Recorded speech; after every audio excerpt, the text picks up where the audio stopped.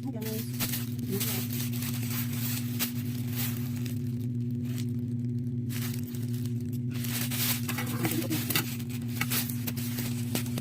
What?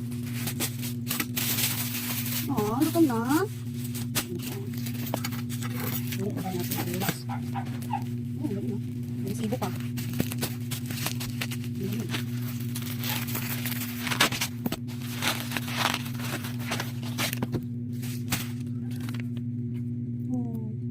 Nagsibo pa ako. Ito, white salmon, wild salmon oil, and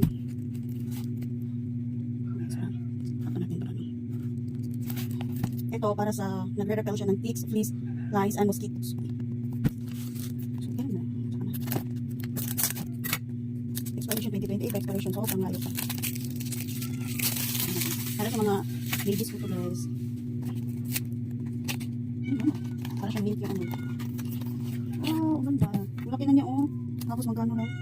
300 plus, 349, 350. Basta Shiba. Tapos ito, tayo kasi itong nakikita sa mga videos. Sabi maganda na to. Expiration niya is December 2026. Next year pa. For sure, mauubos na naman yung dito. Ito yung ano yun, salmon oil na hinahalo tayo sa pagkain. Hinahalo sa pagkain ng mga babies. Per babies pala. Per babies natin. Hindi mga babies. Per babies. Alright. Ang hirap niyang buksan. Sa inyong ano. Meron pa. So, ito, meron na siyang mas ganito siya. Ang laki na niya. Tama. So, kung magpapakain ka, ihahalo ito sa pagkain nila. Dali na ito.